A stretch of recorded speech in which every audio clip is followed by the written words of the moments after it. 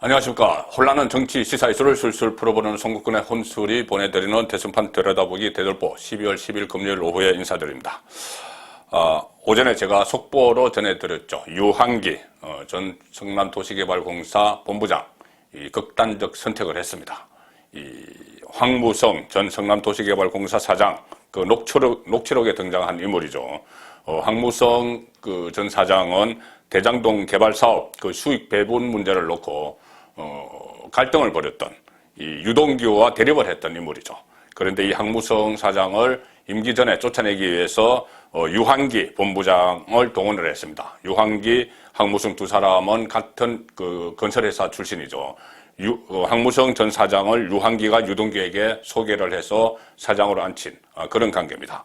그래서 유한기가 총대를 메고 황무성을 쫓아내기 위해서 시도를 하는 그 모습이 그 대화 내용이 녹취록에 담겨 있었죠. 2015년 2월 6일입니다. 그날 화천대유가 설립된 날이죠.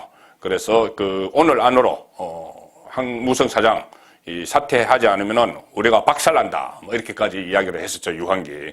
오늘 중으로 사퇴를 꼭 해야 된다. 이렇게 이야기했고 그 과정에서 이 시장님 명을 받아서 한 것 아닙니까? 이런 말이 나옵니다. 시장님. 당시 이재명 성남시장이죠. 그리고 또 정진상 지금 그 후보실의 비서실 부실장 핵심 측근이죠. 정진상 당시 성남시 정책실장 이야기도 나옵니다.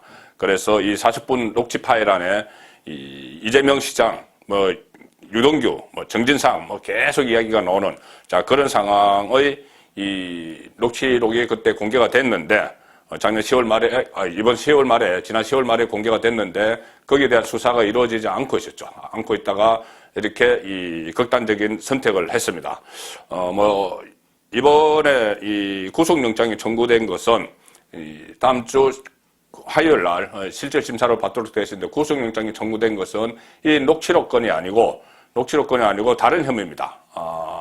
2억 원을 받은 혐의, 남욱 변호사, 또 그 정영학 회계사로부터 2억 원을 받은 혐의인데 일단 검찰은 그 구속을 시켜서 신병을 확보한 뒤에 윗선 수사를 한다. 그러니 이 녹취록에 나온 그 윗선 시장님이죠. 시장님 수사를 할지 안 할지는 결행을 할지 안 할지는 계속 의지를 가지고 착수할지 안 할지는 모르지만 시나리오는 그렇게 돼 있었던 것 같습니다.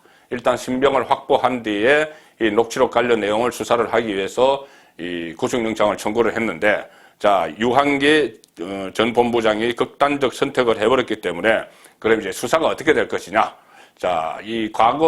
특히 문재인 정부 들어서는 어떤 중요한 비리 혐의 수사를 할 때 핵심 관계자가 극단적을 선택을 하는 일이 지금 계속 이어졌죠. 계속 이어졌는데, 가령 재작년 12월에 울산시장 선거 개입 사건, 그때 여기에 연루된 청와대 민정수석실 백모 수사관이 이 검찰 수사 앞두고 스스로 목숨을 끊었습니다. 그때 그 백 수사관은 이른바 백원우 별동대 이렇게 불리는 팀에 있었고 2018년 울산에 내려가서 당시 김기현 울산시장에 대한 하명 수사 이게 제대로 되고 있는지 챙겼던 인물이죠. 그리고 백 수사관은 청와대 민정수석실에서 나와서 서울 동부지검 형사 6부로 갔는데 그때 유재수 감찰무마 사건을 거기서 담당을 했습니다. 그래서 청와대 고위 관계자가 수시로 전화를 걸어서 진행 상황을 캐묻는다. 그래서 괴롭다. 차라리 유재수 수사 정보 알 수 없는 것으로 인사 조치를 해달라. 이렇게까지 이야기를 했던 인물인데 그때 극단적인 선택을 했습니다. 그래서 이 하명 수사의 그 과정을 잘 알고 있는 수사관이 스스로 목숨을 끊는 바람에 그 수사가 제대로 또 진전이 되지 않은 그런 측면도 있죠. 그리고 또 있습니다. 작년 6월 민주당 윤미향 의원 정의기억연대면 회계 의혹 할머니 돈 착복한 그 사건이죠. 거기 연루됐던 마포쉼터 손모 소장 또 자택에서 숨진 채 발견이 됐죠. 그때 윤미향 보좌관이 경기도 파주 이 손모 소장 집 앞까지 찾아갔다가 집 안에서 응답이 없자 119에 막 신고도 하고 이랬었죠. 그리고 윤미향 씨가 이 본인의 페이스북에 과거 손모 씨, 이 소장과의 인연을 강조한 글을 올렸다가 바로 그 신고 시점입니다. 보좌관이 신고한 그 시점에. 왜 윤미향 씨가 딱 그 시간에 맞춰서 그것을 올렸을까?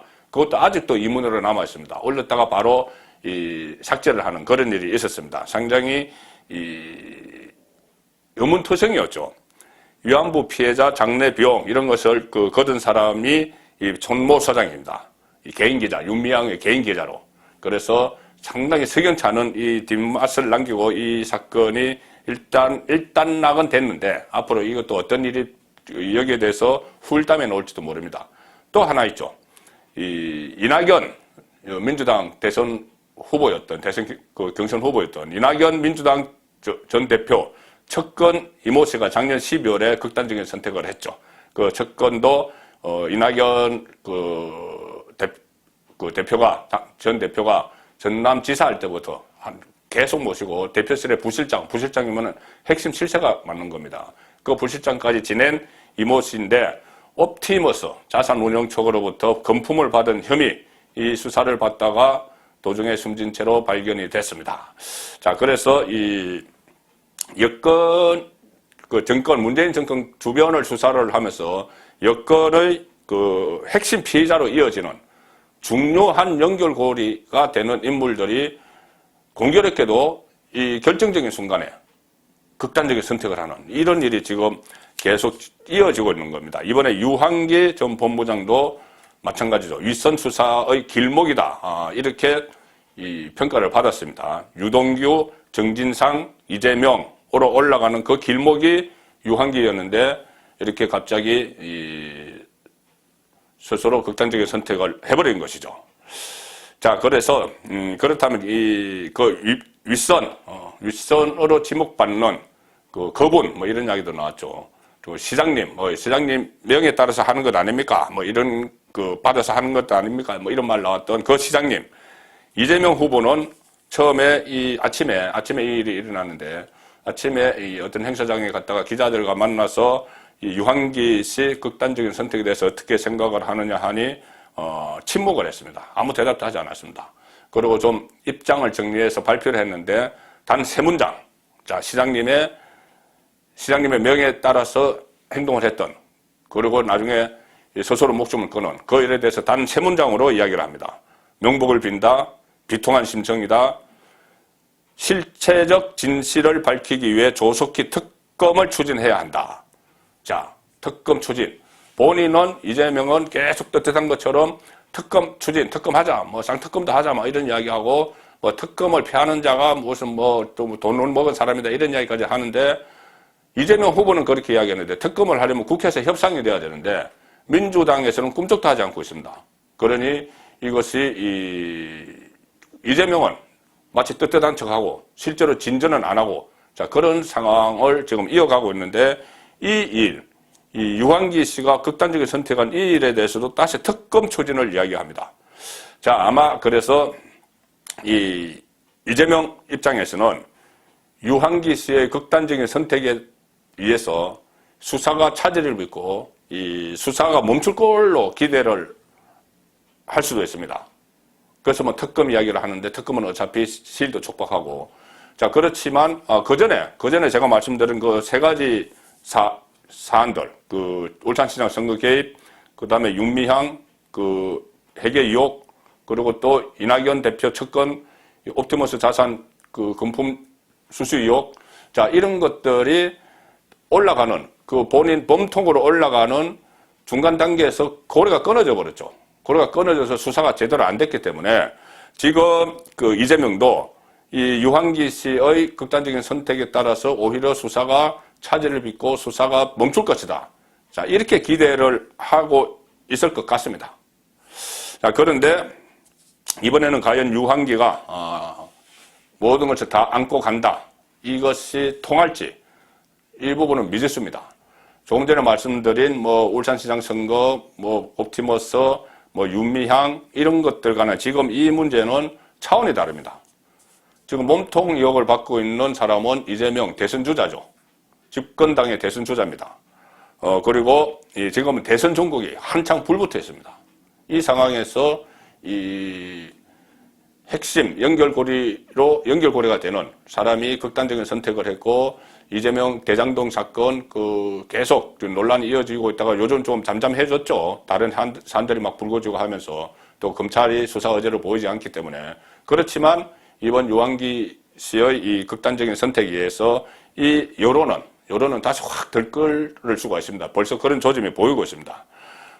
이 상태로 만약에 이재명 후보가 대통령이 되더라도 그것으로서 면죄부를 받고 끝나는 것이 아니고 계속 이 문제가 따라붙을 것이기 때문에 지금 대장동 TF, 국민의힘에서 대장동 TF를 재가동을 하든지 해서 어쨌든 특검으로 가야 됩니다. 물론 이 특검이 시일이 촉박하기 때문에 중간에 다 마무리되지 않을 가능성이 더 높지만 그래도 일단 특검을 띄워놓으면은 그 수사 진행 과정에서 특검의 수사 진행 과정에서 여러 가지 이 실체적 진실에 가까운 이재명이 말한 실체적 진실에 가까운 이 의혹들이 하나 둘씩 규명이 될 수가 있는 것이죠. 자, 그렇기 때문에 오늘 그 유한기 전 성남도시개발공사 본부장의 이 극단적 선택, 이것이 대선 정국의 흐름을 바꿔놓는 그런 변곡점이 될 수 있다. 지금까지는 이 윤석열 후보 그 캠프에서 여러 가지 내분을 겪고 하는 과정에서 지지율이 윤석열이 좀 정체가 되고 이재명이 약간 치고 올라오면서 골든 크로스를 할 거다. 뭐 그런 이야기가 계속 나왔었죠. 뭐 12월 중에 골든 크로스 이야기도 나왔는데 이 유한기 전 본부장의 이 극단적인 선택에 의해서 여론이 상당히 이재명 후보에게는 불리한 쪽으로 앞으로 흘러갈 가능성이 높다. 그런데 다만 그렇게 흘러가도록 하기 위해서는 국민의힘이 계속 이 문제에 대해서 이문점을 제기를 하고 집중적으로 뭐 추궁을 하고 추적을 하는 그런 작전, 그런 그 전략도 같이 겸비를 해야 되겠죠. 송국근의 혼술이 보내드린 대들보였습니다.